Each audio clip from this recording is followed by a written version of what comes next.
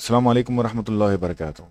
नरगिस आपा का इंतकाल हुआ है आज। और मेरा उनका इंटरेक्शंस बहुत शॉर्ट में मैं आपको बता देना चाहता हूँ कि जब शुरू शुरू में नरगिस आपा तो शुरू में कुछ नहीं बोले। जब हमारी गाली गलौज चल रही थी शुरू शुरू में, बहुत सारे लोग एक दूसरे को गाली दे रहे थे, नौहरा को गाली दे रहे थे, तो इनकी जो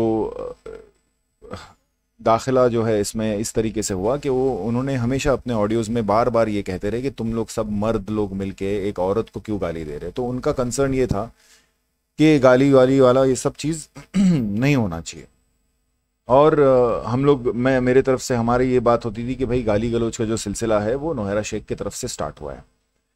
तो वो हकीकत में नौहरा शेख की तरफ से ही स्टार्ट हुआ है ये गाली गलौज का सिलसिला। हमारा जो है रिटेलिएशन था, हम भी अपना सब्र खो दिए थे और हम भी रिटेलिएशन में गाली दे रहे थे जब ये लोग बेवकूफ़ी वाली बात करते थे नौहरा शेख के लोग।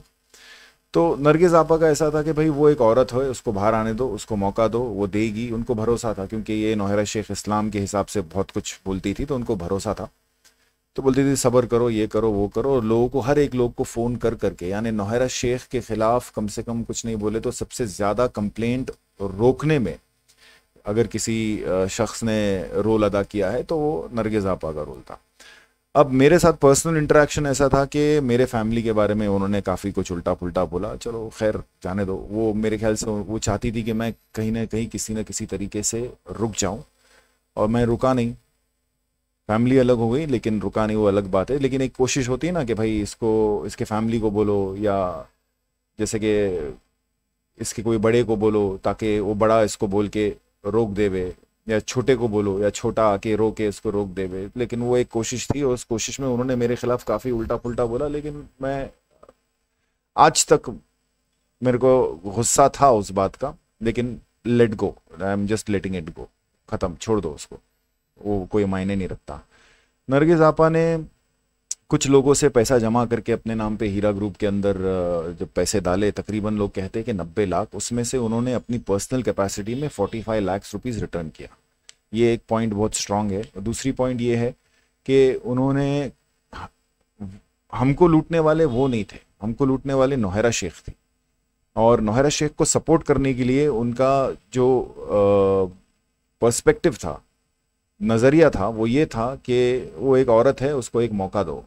हो सकता है कि पॉलिटिकल कॉन्स्पिरेसी है, ये है, वो है, ऐसा करके उनका एक नज़रिया था। तो मेरा और नरगिस आपा का कम से कम एक 45 मिनट्स, 1 घंटे तक भी बातचीत ऐसा हुआ है जिसमें बहुत अच्छे से बात हुआ है।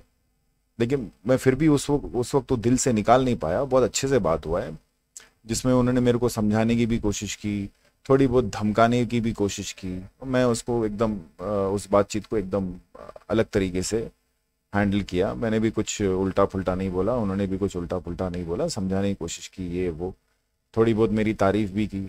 और फिर मैंने उनको उस वक्त मैंने ही उनको बोला कि आपने कुछ लोगों का पैसा लौटाया मैंने सुना। तो उन्होंने कहा हाँ, बस इतना ही कहा। उसके ऊपर ये बोलते हैं ना, जैसे कि ढिंडोरा पीटने का काम नहीं किया कि देखो मैंने लौटाया, मैंने लौटाया।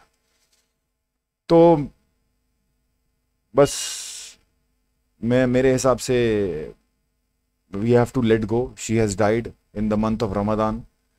एंड बस ये दुआ है कि उनकी मग़फ़िरत हो जाए, उनको अल्लाह जन्नत में आला मकाम दे। और वो बीमारी से, तकलीफ़ से जूझ रही थी। जो लोग उनके बात में आके अगर गुमराह हो गए तो ये भी अल्लाह की मर्ज़ी थी, क्योंकि सब कुछ तो सामने था नौहरा शेख के बारे में। तो ये भी अल्लाह की मर्ज़ी थी। उनके ऊपर ब्लेम करना और इस तरह बोलना कि भाई इसने ये किया, इसने वो किया, ये एकदम लो बोले थिंकिंग है। तो मेरे ख्याल से we have to let go. Heera group के नहीं थे वो। अगर डीए से भी थे तो कम से कम वो मेहनत कर रही थी कि मैं जाऊंगी नौहरा शेख के पास। ऐसा कहती थी कि मैं जाऊंगी नौहरा शेख के पास और तुम लोग का पैसा दिलाऊंगी, सब्र करो, सब्र करो, सब्र करो। और पता नहीं कि नौहरा शेख का जो दज्जाल वाला टीम है, उन्होंने इनका पैसा तो दिया कि नहीं दिया अभी तक वो भी नहीं पता। थोड़ा सा भी शर्म होगा तो कम से कम ऐसे सपोर्टर जिसने कम से कम कुछ नहीं तो 200-300 लोगों को अपनी ज़बान पर रोक दिया कि भाई तुम कंप्लेन ना करो, ऐसे सपोर्टर को भी अगर कुछ हासिल नहीं हुआ तो फिर अल्लाह की लानत है नौहरा शेख के ऊपर। बाकी हम तो यही चाहते हैं कि नौहरा शेख से पैसा निकले और जिस किसी का भी पैसा हो, कंप्लेनेंट हो या नॉन कंप्लेनेंट हो, उनको मिले। और आखिर में नरगिस आपा का ये है कि भाई let us not throw dirt, ये कीचड़ नहीं उछालते।